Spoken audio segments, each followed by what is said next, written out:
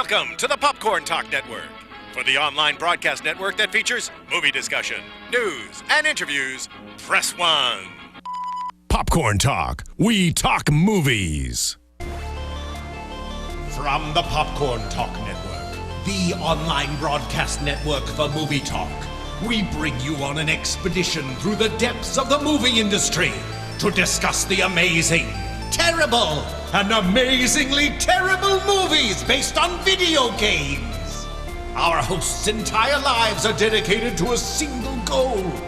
Probably answering the age-old question, do games make good movies? Hello, everybody, and welcome.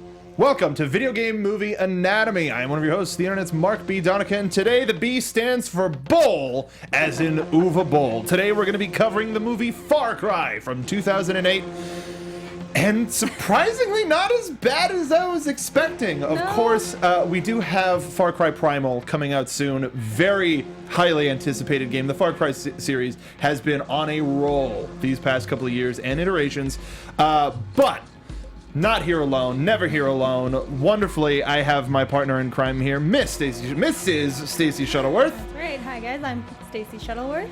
You can find me at Ye Old Nerd on Twitter or at Nerds Doing Stuff pretty much anywhere else on the web. Mm-hmm. And the thing about this film is this is our first Uwe Boll film that we've covered on Video Game Movie Anatomy.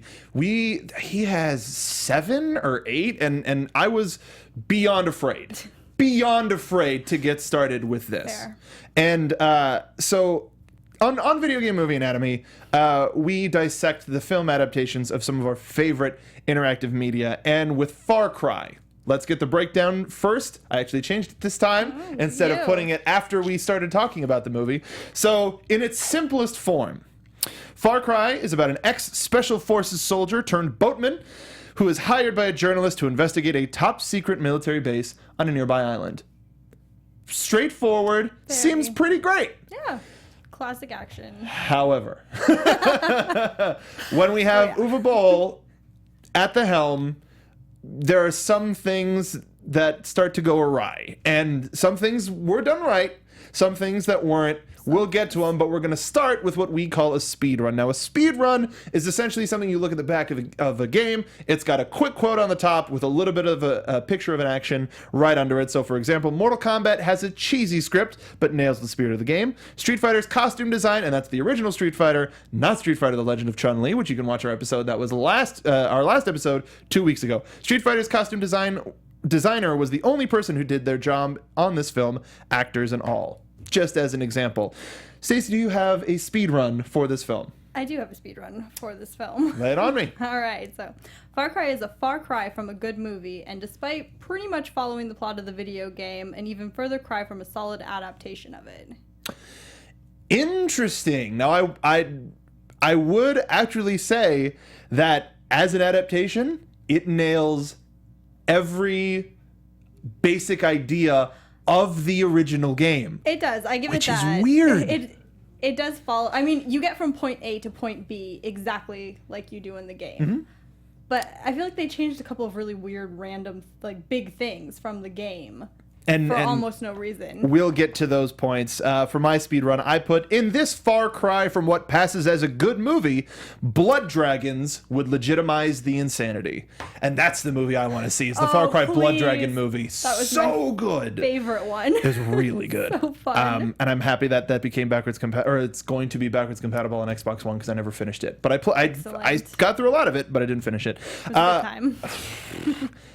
So, in what's seemingly, what might be hard for some, we have, very easy for this film, we go to what we call our controller toss moment. And that's that moment where you're watching the film and you have that "you've got to be kidding me" moment, and you toss your controller either at the TV, unless you're wearing the Wii safety strap, or, depending on which version of the Far Cry you're playing, or you just wing it like a boomerang, as it should be. So these are moments that just blow your mind with, how is this in this movie? Cringeworthy.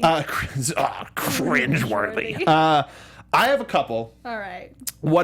How many do you have? You know, I nailed this one down to one, but I have several off the top of my head.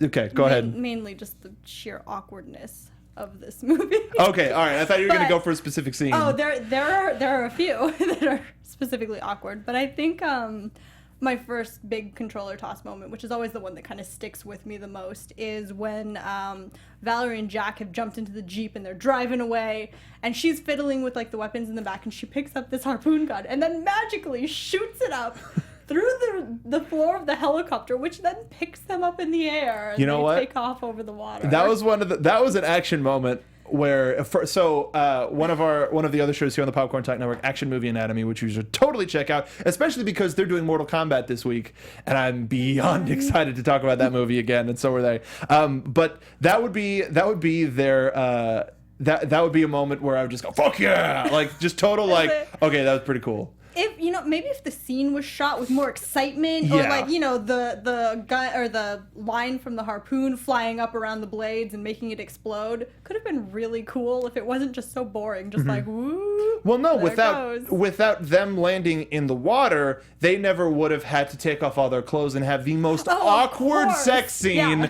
in any movie. It was all leading up to that moment, and then that moment only existed so that he could continuously make terrible sex puns throughout the rest of the film. Is that your gun? Never go to bed without it. Was. And then I was like, okay, that's pretty funny. But then it's like you're both like really selling the shivering. How are you gonna? But it's like, all right, no, instant bone. But not only were they selling the I'm freezing under the covers, they're sitting with their arms out of the covers, like not fully tucked into the blanket. Like, yeah, of course you're cold. You're not all the way under the covers. You're just making excuses now. Cold, awkward boning is what I put. I mean, I put something a little bit more hardcore in my notes, but for the sake of the children, and also I'm not going to just F-bomb on my way through here, but that was my first one. That was bad. And I started to let that go once they stopped making the, what was I out of 10? How would you rate me? They never stopped. That. But I was slowly getting that out of my mind. We were getting into the big action. They start infiltrating the thing. Mm-hmm. And there's a character that gets introduced. Named Emilio. No. That is every single time he was on the screen, just, come on! You have got to be kidding me. It was terrible. Yeah. Also, all of the security detail at the end when everybody was getting shot, they look like they're wearing Kevlar vests, but then they get shot right through it. What's the point of the vest? Clearly to make them look fashionable. Also, something that was just the couple, the whale watchers at the beginning. But George! You promised me whales, George! Like, stop. Any sort of a director could be like, no, you're a cartoon character. The thing about the American actors in this movie, or maybe the North American actors, because this was very clearly shot in Vancouver, No tropical island. No tropical island. This was clearly Vancouver. It's like, so there's an island off of just right over there that nobody's like, oh yeah, that's totally we don't talk about secret island. We don't talk about that island. No, don't go there. Didn't make any sense. No.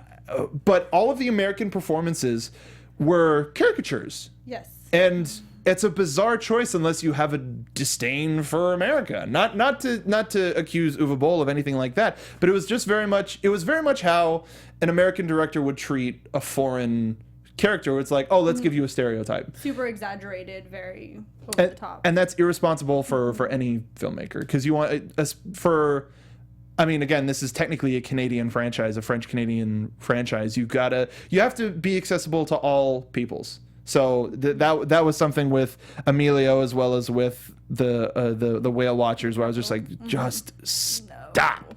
So one of the biggest changes, speaking of this film, was that the cast was mostly European.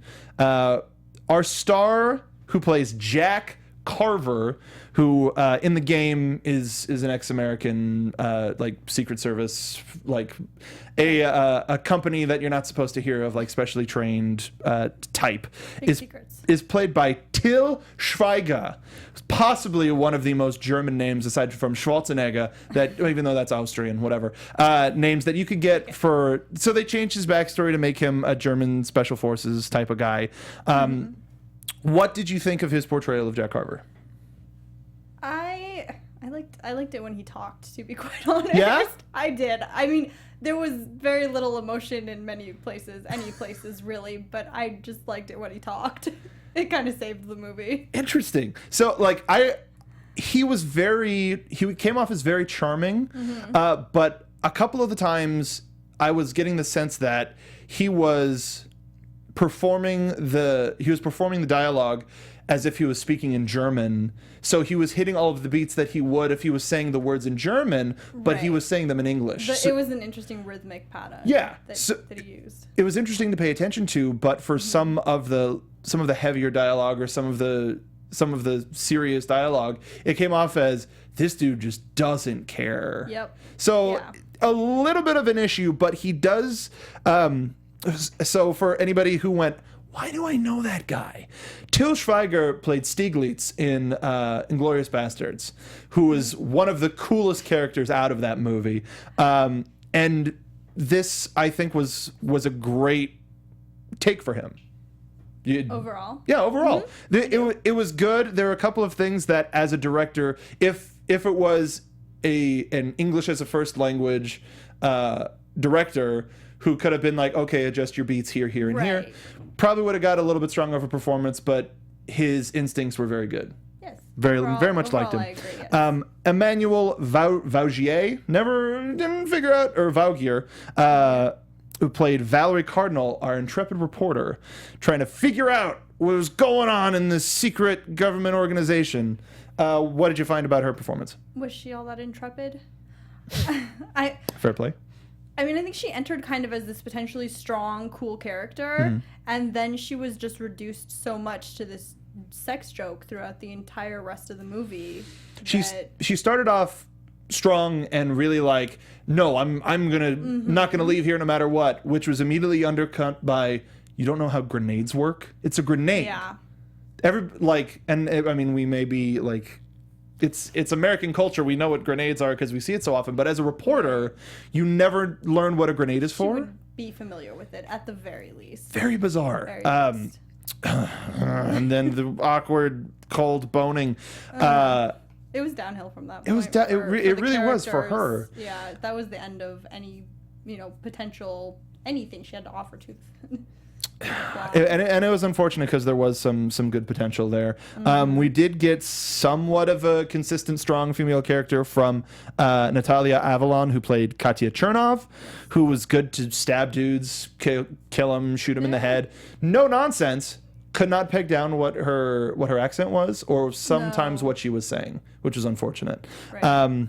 Udo Kier, who I haven't seen in another movie since Ace Ventura: Pet Detective, and I couldn't get that out of my head, played Dr. Lucas Krieger awesomely. Yes. He played a type of reserved insanity that you don't see very often. It seemed like he was going to go into a place where he was just going to start laughing maniacally and like, I will create the super soldier. All of my favorite lines from this movie come from him. Yeah, he did an excellent job. I'm surprised he doesn't get saddled with this character trope more often, because I think he would hit home with a lot of people. If he had similar characters in the present or future, that would be good for him. Chris Coppola plays Emilio. Skip it. No. We'll talk about Emilio when we get into the actual plot discussion. Do we have to? I mean, technically we do, because he was a critical character. And then Ralph Mola plays Max Cardinal, Valerie's uncle, who's trying to infiltrate the government organization from the inside and ends up getting turned into a super soldier. I was really hoping that we would get to see a little bit more character from him to care about him. Right. It was kind of, okay, here's this guy. Okay, now he's being turned into a super soldier. It's like, oh, that's Uncle Max. And what? Okay. Let's learn a little bit more about their relationship, other than I have to save him. If this movie had an extra half hour, it probably could have been a little bit better. To get in some of that background and to get us to care a little more about the characters. Yeah, I can see that. So that wouldn't have hurt it. I'll just to lead into our film plot discussion, I'm going to go into a little bit of production development as well.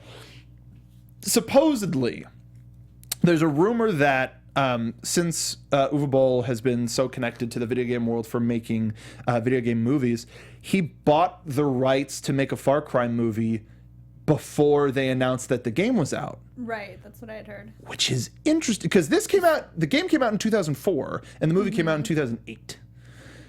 That would have been about 5 years of development. Right. Very, very bizarre. So the weird thing that we mentioned at the top of the show is that this movie has essentially the same plot as the game. So from an adaptation standpoint, cool, nailed it.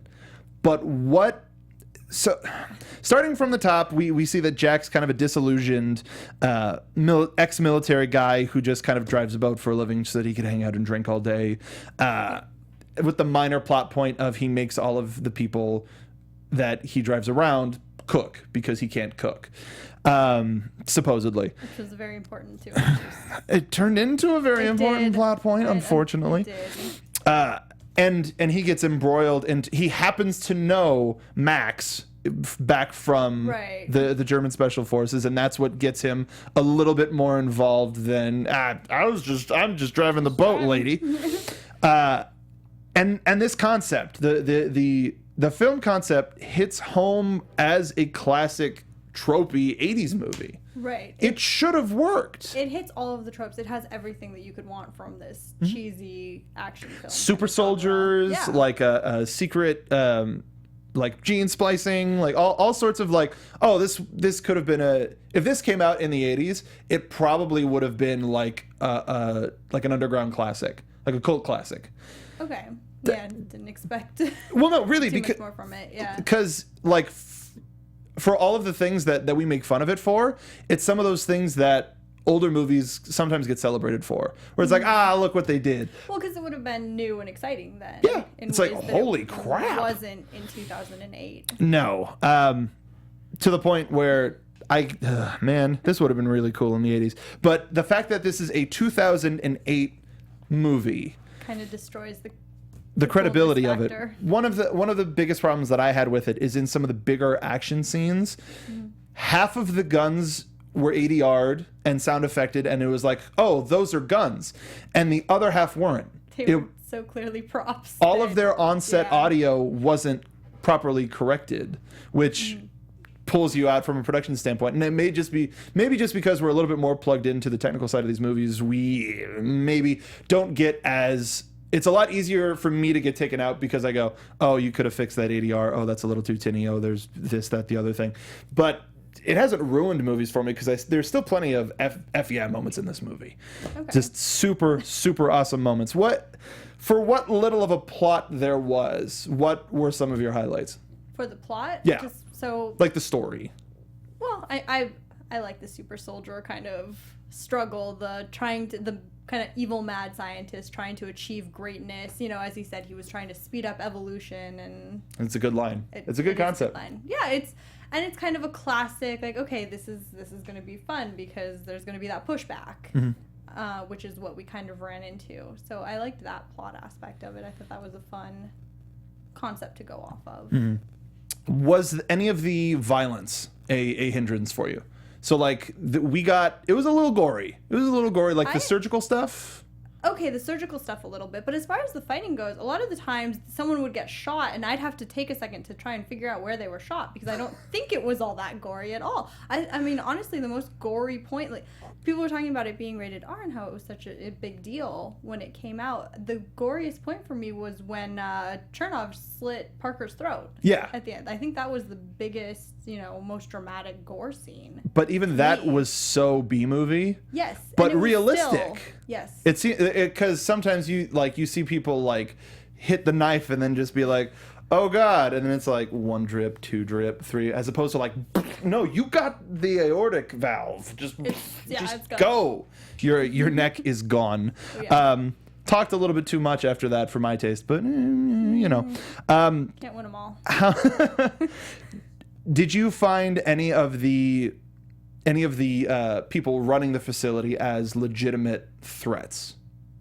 Aside from our mad scientists? Yeah. So, like, was Chernov presented in a way where when that confrontation is going to come, you're like, oh, they might be in trouble. Yeah, you know, I saw her as a pretty formidable foe, someone who really was no nonsense, could take out anybody, really didn't care, but I don't think they really gave her a chance to show that in the movie. She just kind of commanded her soldiers around and demanded to see, confirmation that these people were dead without really going to do it.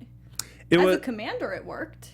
And it was great to see that no nonsense side of her. Was like, okay, what else do we got? Because we didn't know anything about her other than yes, sir, right away, sir. Right. Cool. But we didn't get maybe her like, this could be maybe there's something else that we can expect from her. Right. But by the end of the movie, for me, she felt kind of just like a glorified bodyguard. Well, that's all it was. That was, yeah.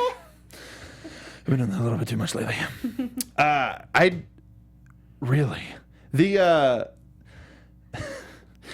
liked Max's look a lot. I thought the silver look was cool. It made them look inhuman. There was a really bizarre moment. Like, our introduction to these super soldiers was shoot them in the chest. They're impervious to bullets.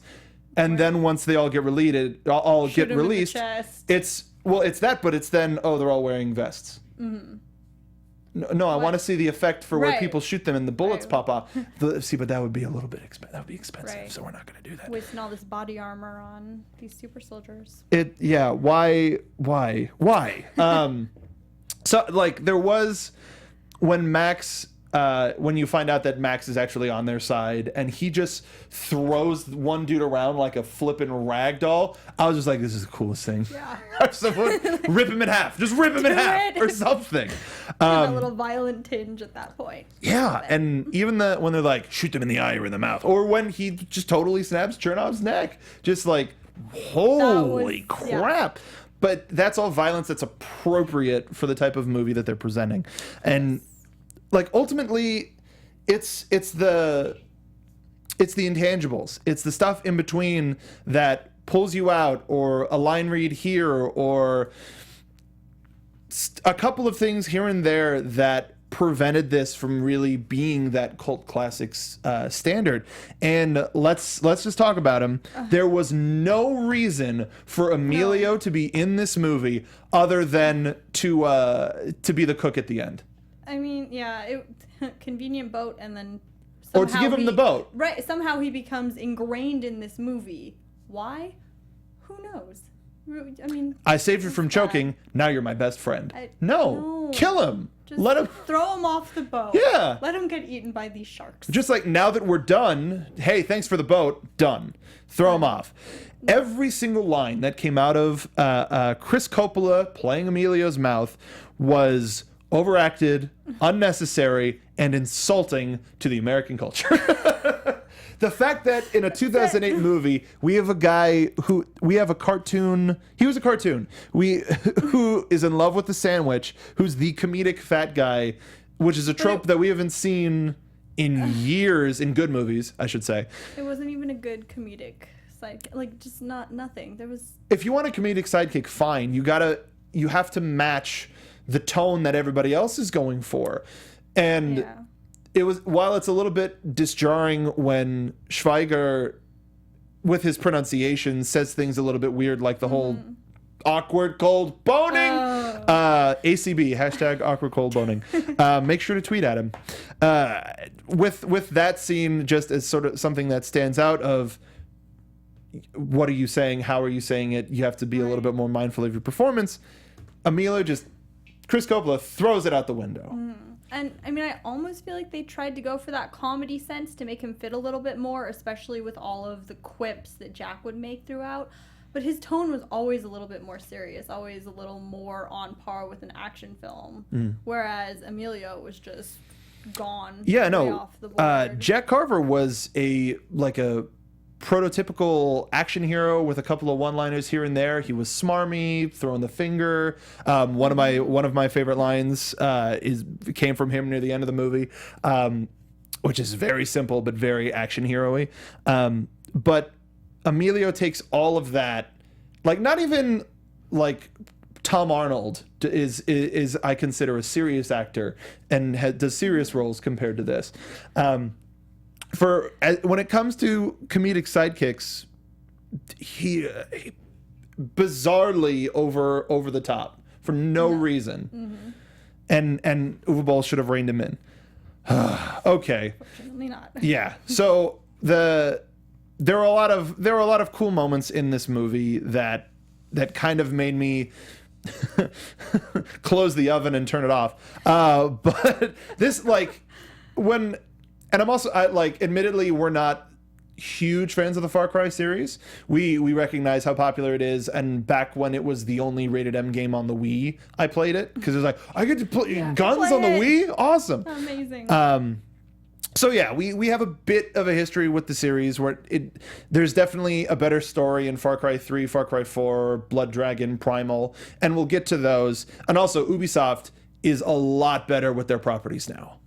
And I think once we get to Assassin's Creed and we see how well that movie does, we'll probably see another Far Cry movie. Well, it's rumored to be in production, or to be in talks for production. They're saying it's going to happen. Pre-production? Something like okay. that. Yeah, but they're we, saying it's coming. Okay. When we get to our verdict at the end of the show, we'll talk a little bit more about theorizing for that. Let's talk about Uwe Boll. So Uwe Boll is kind of infamous when it comes to the world of video game film, as we talked about at the top of the show. Just as a little bit of a background, though, I had no idea that he was a doctor in literature. He holds a doctorate in literature from the University of Siegen, and he also studied at Cologne. But he was inspired by Marlon Brando's Mutiny on the Bounty. Hell of a movie to make you go, I want to make films. At a really young age, too. Very young age. 10 years old, he decided he wanted to be a director, and that you gotta, as much as we give him crap, as a culture and as a show, even though this is our first episode talking about him, you gotta say he's doing it. He certainly is. And he loves video games and feels that video games should get a better turn in films. And at least he's trying. But he's also the reason why studios go, yeah, they don't work. Look at those. Mm-hmm. So it's a little bit of a double-edged sword. And he'll fight you about it, legitimately. I'm not looking forward to Alone in the Dark when we get there. But good things to come. Good things to come. What is your idea on the legend of Uwe Boll? Like it's always been a name where you're just like, oh my God, no, stay far away. But what's your experience with the legend of Uwe Boll? That is pretty much my experience. Yeah. That you don't want to watch those. Just step back, and I'm like, okay, I'm doing what I can as a host to make sure that everybody gets every side of film history that you can, because you can't really appreciate the good unless you acknowledge the bad. And it's true, or else history is going to repeat itself. So the fact that there is a rumored Far Cry movie that's going to be coming back, you have to look at this one and go, what did they do right? What can we shoot for? Are we going to do a Far Cry 3 movie, a Far Cry 4 movie, or are we going back to the top? Try to make a franchise out of it. Who knows? We'll talk about it when we get there. Critical response. Who knew that it was going to do so terrible? IMDb has it as a 3.1. Rotten Tomatoes has it at a 12%. And I only pulled one review because there weren't a lot of professional reviews from this, because it came out it came out in Germany first and then out here. But from JoBlo.com, the reviewer is simply known as The Arrow, who actually is a trusted reviewer for them. As a whole, I wouldn't call Far Cry a good film, but that didn't stop it from being entertaining. It was win some, lose some for me, which I kind of agree on. There were some action moments where I was like, cool, that's a classic action moment. And there were some performances that made me go, no, I gotta go, thank you. Like super, super bad compared to like, all right. Mm-hmm. So generally, all right, yeah. It's okay. But let's get to the fun stuff, because making fun of a movie isn't that great, even though going a little bit lighter than I expected. Patrick would probably have a field day. Patrick is unfortunately out on business. He's a very, very busy man, and we get him in the studio when we can because of that very same busyness. So let's get started with our favorite line. If you have a favorite line, make sure to tweet it at us using the hashtag VGMAnatomy or leave it in a comment down below on the YouTube page. So as I mentioned earlier in the show, Krieger's lines were some of my. I have 2 Krieger lines that are absolutely my favorite. One of them is a legitimate line. Another one is a what? So my first legitimate line is actually between him and Valerie. It's, how do you live with yourself? I live fine, thank you. Just like, he's insane. Beautiful. He's crazy, and I love him. Perfect. My other one is just, what? Very, very confusing. So when he's showing the general through the facility, and I had to rewind it because I was like, did that just happen? If you have 10 holding cells, and now I have to show you something really incredible. What? We have 10 cells. These. But wait, let me show you something. It's one of the most we have a very clear in there. We have 10 holding cells, and now I have something really incredible to show you. This is one of those lines where it's like, you couldn't.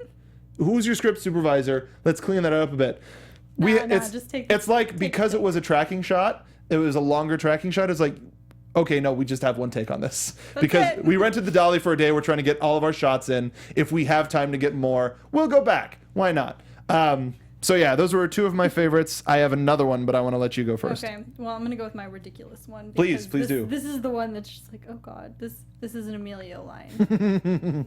It's the, I wanted to die fast, like by a shark. And I just kind of sat there and I was, this guy has no idea how shark attack works. Do you know shark, please? Yeah, I was like, we get a little further into the movie, and I actually wrote a note. I was like, I hope this guy gets eaten by a shark. Just to give him what he wants. Oh, that would be anything. Dream come true. Dream come true. If it was on a tropical island, we might have had that. Maybe, but I don't know if there were sharks in Vancouver. Do you have another one? Do you have a quote unquote serious one? I don't think I have a very serious one, actually. So mine was super. This was my favorite line from Jack. He's fighting the super soldier, and they're going through the mill, and he chops the guy in half. He laser started saw, chops the guy in half, and just gives him a quick asshole. I was like, yeah, I love this guy. That was fantastic. This guy's great. And it's a couple of moments from that where I'm like, I like Til Schweiger. He should be in more movies. He should be in more American movies, but he does a lot of work in Germany.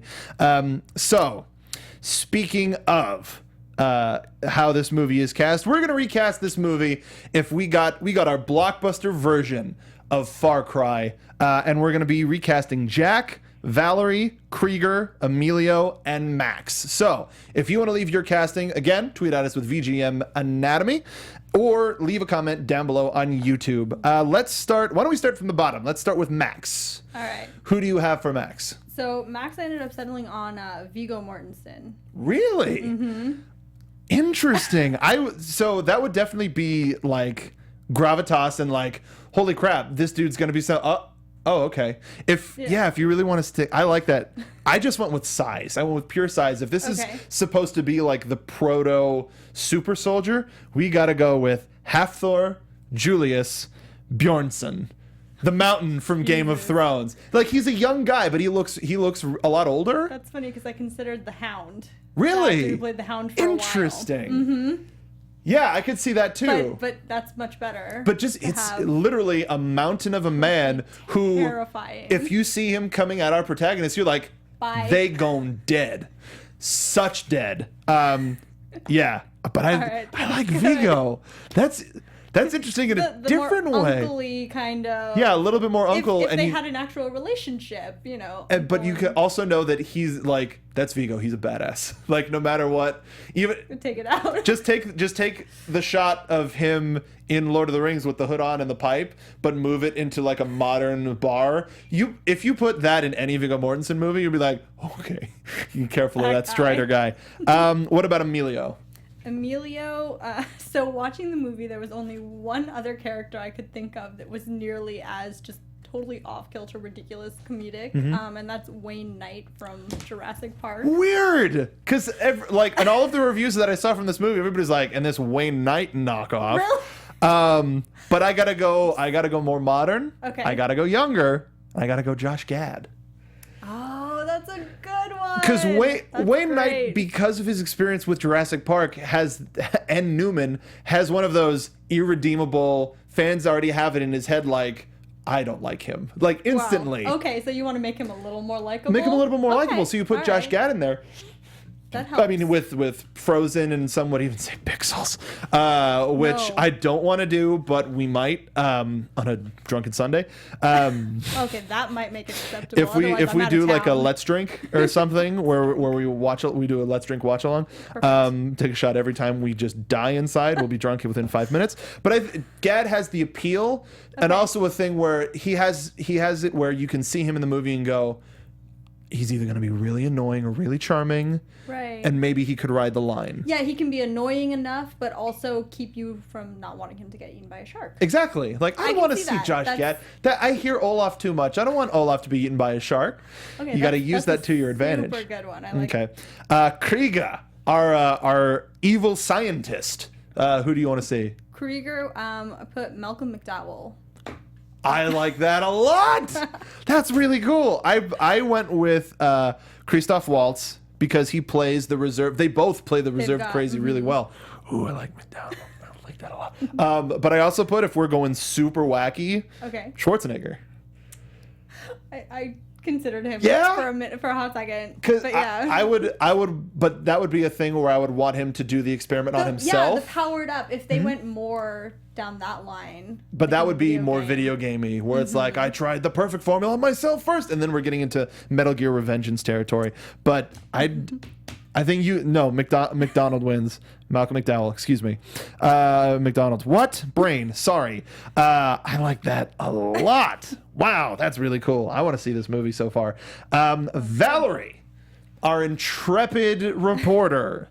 Who do we got? Who do you got? All right, so I had a couple of different iterations of Valerie, and my favorite I think is Marina Baccarin. I like her. That's cool. Who else? No, I'll give you one of mine too. Jenna Coleman. Okay. Because I think you have to go somebody with a little bit of youth and like fire under her ass and like, I'm gonna do anything because I'm gonna make it in this world. And she's got one of those faces that everybody likes.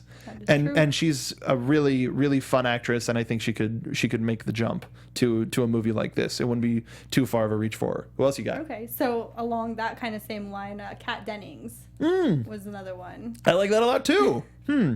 I went a little bit more of the serious route and put Rooney Mara as well, because Okay. I could be like, I can take her seriously 100%. But I like the idea of somebody surprising me with that. Yeah, that's cool. That's cool. Crap, I don't know who wins that one. Let us know in the comments or on Twitter, VGM Anatomy. And then finally, our star, Jack Carver. Are you? But let me ask really quick: are you going German or are you going American? I ended up with American. Okay, just wondering. I went around with this one for a while. This one was tough for me to figure out. So I ended up settling merely because imagining him saying some of these lines was just too good to pass up. Interesting. With Tom Hardy. Hardy? You went with Hardy? I did go with Hardy. I like that. Just the I Spy game with Tom Hardy. Originally, I was thinking, why did I blank? Gerald. Why? Never mind. Anyway,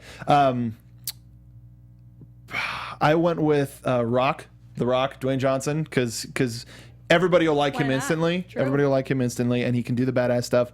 Or going in a little bit more of like an American Sniper, Bradley Cooper could play and have a lot of fun with that. So I actually did have one more, but it fits into my way to make this work. I saw a couple more reviews that likened all of the super soldiers to like a reject WWE Studios movie.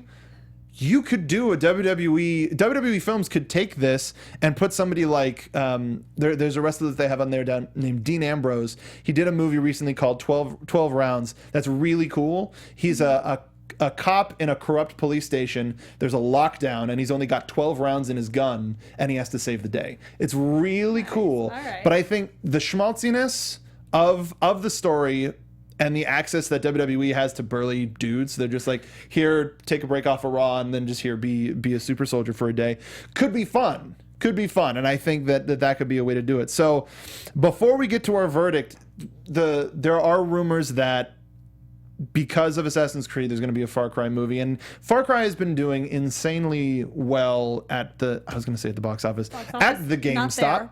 Yes. No, at the game stores, and ever since Far Cry 3, it's had a really big focus on a cinematic style and a great story and an amazing adventure, and it lends itself to a good franchise because you just put it on a different island, put a different protagonist in there. You don't have to do like this hero returns, like, oh, what island am I on next?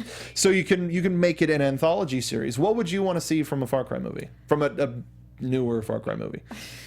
Anything like Blood Dragon. Dude, I would love it if they didn't. I want the full, like, really, really bad action, throwing the line, just getting down and dirty, just over the top as you possibly could get. Get like Terry Crews. That would be fun. Just for the fun factor. I wouldn't want them to lead off with Blood Dragon, but I would definitely want there to be a Blood Dragon movie. Oh, man. Just too burpy over here. Oh, goodness. So, overall, final thoughts on the movie, because this one, not as bad as we were expecting. Not as bad. There are salvageable things underneath, like, all these horrible, like, things that they tried to do. I don't know. The concepts were good. Good. The execution was a little shaky. The action was weak. Something I generally don't have a problem with, but I did have a problem with in this movie was the way they treated the female characters. Was horrific, and just the jokes were awful. Emilio. There was an Emilio. So, there were a couple of the jokes from Jack that were like 80s protagonist, classic action movie protagonist, and then there were a couple where they were trying to like the whole that one day when you said I was a 2 out of 10, did you mean it? That's not how you end a conversation between people who are supposed to be love interests. Like that doesn't get me interested in their. That makes Jack a creep, like a total creep. No, the creepiest one was when they caught the soldier and they were trying to take his uniform, and so he's like, "Take off your clothes," and then he looks down at the soldier who's starting to take off his clothes and goes, "I wasn't talking to you," and looks over at Valerie and I'm just like, but then like, I'm kidding, keep going. Yeah, there's no point in that line. What? And there's a better way to put that. That was just horrible. That's your way of getting back at a woman who rated you a 2 out of 10. Like that's. Ooh, let's do that. Sure. You have to have more than that. This movie fails the Bechdel test. Valerie started off with such hope and promise as a great character and totally dropped the ball. We were going to do a recast with Chernov, but she didn't do anything. Unfortunately not. No, so that's probably also a problem with the game too. And in Far Cry, at least in 3, the female lead is like this not tropical, it was half naked, most of the time tribal sort of a character, just with no spoilers in case you haven't played it, go play it. And it's just like, then it turns into a love interest. What? Okay, sure. Okay. All right. Down here. You're reducing your characters. It's an older way to do a movie, and I think that with the proper channels now, they could really take it absolutely far. Cry. Really quickly though, before we get, and I say again, before we get to our final verdicts, I just wanted to let you know we're on iTunes and on YouTube. So if you're listening on iTunes, thank you very much for joining us on this podcast. I hope you subscribed and left us a review. We're going to start reading the reviews next week. So if you want to be a part of the show, help us grow as a show, go on iTunes and let us know what you think. If you're watching us on YouTube, thank you. If you want us on the go though, we are on iTunes. If you want to see our pretty faces, and by our I mean Stacey and Patrick, please visit us on YouTube on our page, Popcorn Talk Network.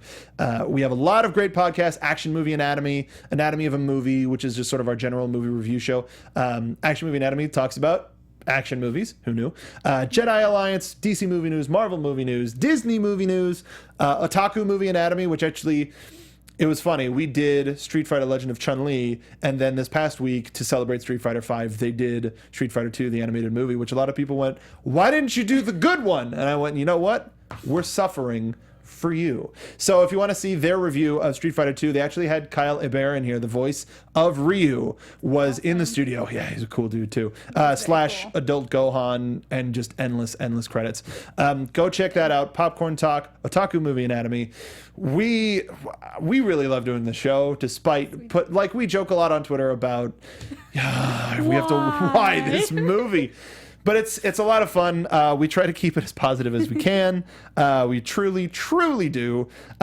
We did all right today. We did all right today, and I think that's because Patrick's Plus column did not make an appearance on the show, which seems a little bit forced. But as our takeaway, we do what is known as our final verdict, where we give this franchise a game over or an extra life. So now, rumors notwithstanding, and how awesome our casting of this movie was, what would you give this movie? I think Far Cry has a really interesting premise, and I think it would make for good movies. So I would like to see them try again, and I would like to see them go somewhere with it. I agree. I would give this franchise an extra life, and I would almost. And I've been using this as an easy way to kind of give excuses for stuff to show up again. I could see this as a Netflix series. I could see Far Cry 3 as a Netflix series.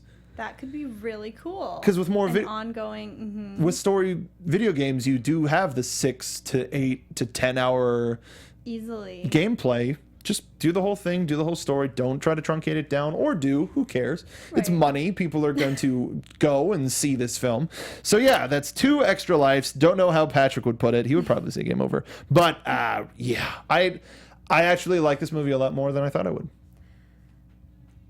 I had to qualify it, I guess, because thinking as it settles, I like it a bit more. Because I do like the underlying premise of it, and they did have a plot. At least they had a plot. I mean, as opposed to Chun-Li, where there really wasn't a plot. Hey, there's the thing, and they had a good villain. Yes. Underlings, a little bit of help. Awesome fight scenes, which again Chun-Li didn't really have. And despite a couple of technical limitations / errors, not bad. Yeah. Not bad. So we're excited for the release of Far Cry Primal, which comes out this week, and we hope that you play it too. Let us know what you thought of the movie and of the game. Tweet us at #VGMAnatomy. Next week, 2 weeks from now, in order to celebrate the release of the new Hitman game, we're going to be reviewing the original Hitman movie. So until then, Stacey, where can folks find you? Find me at YieldNerd on Twitter, or Nerds Doing Stuff, also on Twitter and everywhere else on the web. And you can find me on Twitter at Mark B. Donica. The B stands for Bowl. And also our good friend, P to the D's, Patrick D's. Follow him. Let him know what he missed today. Thank you for joining us. Make sure you check out Far Cry Primal. Make sure you check out Hitman. Watch Hitman, and we will see you next time.